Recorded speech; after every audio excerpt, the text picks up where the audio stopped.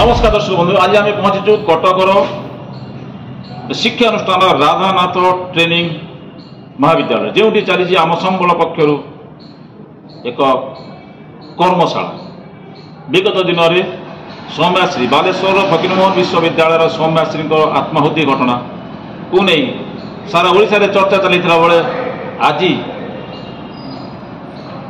से विषय नहीं एक कर्मशाला आयोजन जो मैंने ये अतिथि अच्छा समाजसेवी एवं आम संबल अनुष्ठान मुख्य श्रीयुक्त विक्रम दास महोदय एवं शिक्षाविद श्रीयुक्त शशधर पंडा। नमस्कार, आपण परिचय क्या अजना ना। पार्वती गोविंद साहित्य संसदर अध्यक्ष तथा जड़े समाजसेवी और शिक्षाविद श्रीयुक्त शशधर पंडा महोदय, अनेक अनेक स्वागत। वर्तमान परिस्थिति ओडिशा रे प्रतिदिन नारी निर्यातना, छात्री आत्महत्या, छात्री निर्यातना चली धीरे धीरे बढ़ी बढ़ी चलती प्रतिदिन गणमाध्यम प्रकाशित। किंतु सरकार वर्तमान जो सरकार मात्र किछि टंका दे चुप करदेवार व्यस्त रही। यहाँ कौन एम चली नारी मैंने एमती निर्यातनार शिकार होते छात्री मैंने आत्महत्या करुवे कौन कहे से विषय? देखो, प्रथम तो आमर बालेश्वर एफएम कॉलेजर जो सौम्यश्री जो मृत्युवरण करी ओडिशा कहीं समस्त दुख प्रकाश से को लक्ष्य करी आज गोटे मास भितर बहुत किसी नारी निर्यातना हो लक्ष्य करी आमर कटकर गोटे स्वतंत्र अनुष्ठान रही आम संबल ता अनुकूल आज ये जो राधानाथ ट्रेनिंग स्कूल रे एक कार्यक्रम रखाई सेक्सुअल हारासमेंट किभଳି होउची एतर विभिन्न विभाग अतिथि मैंने आसन से विषय आलोचना हम।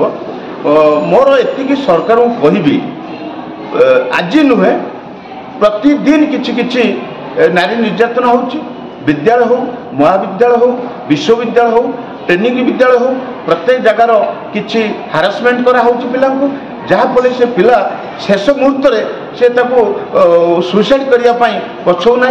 किंतु प्रत्येक विद्यालय विश्वविद्यालय हो, महाविद्यालय हो, मु समस्त पिला मानकु, छात्री मानकु, छात्र मानकु बहु मीडिया भाई माध्यम अनुरोध करुच्ची जेहेतु आम हूँ श्रेष्ठ प्राणी। खाली आम आत्महत्या करवा शेष पंथा नुहे, आम जीवन को जो श्रेष्ठ प्राणी पाई ताकू किभଳି प्रतिहत करवा, आग को बढ़ा, निज जीवन को रखी अन्य मानक प्रेरणा देवाई किमी तार प्रतिहत करवा सेतिकी करिपारिया जदि ताले आम अन्य मान रोकीपर। जदि आम जो आत्महत्या करूँ शेष निष्पत्ति हो गला, आम आग को पिला शिक्षा देवा कौन से लक्ष्य करी आज एक आलोचना चक्र रखा जाइए।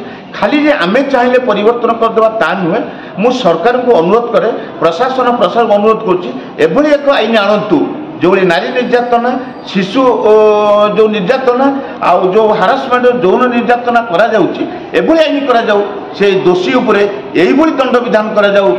ताकू लक्ष्य करी कौन एक व्यक्ति से कार्य करने केवल इच्छा प्रकाश करिवो नाही। एटा तो बारंबार होउची, जेते अनुरोध कले भी होउची, किंतु एबे निकटरे गोटे प्रकाश कराइची पेट्रोल प्लास्टिक बोतल देबेनी, काच बोतल देबे कौन सेटा कौन आत्महत्या कमी जीवो?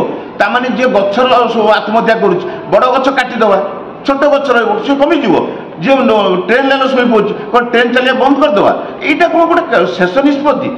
मोर समस्त को अनुरोध कर मीडिया भाई माध्यम सरकार को अनुरोध कर एक कड़ा आईन आणतु जो दोषी एभली करने केवे इच्छा प्रकाश करनी। किंतु आज जो मानव संबल आमर विक्रम दास अच्छा से सब एक सचेतनामूलक कार्यक्रम कर स्वतंत्र परिचय सृष्टि कर आगे आम अगस्ट 15 ता पूर्व ये किसी कार्य विभिन्न विद्यालय महाविद्यालय विश्वविद्यालय करूँ लक्ष्य रखीचु। यह करने द्वारा जदि किसी कमी पार यहाँ हूँ आम अनुष्ठान मान एक आशीर्वाद हम। प्रभु जगन्नाथ आपण को यही कार्य सहाय हूँ, यह आमर प्रार्थना। धन्यवाद।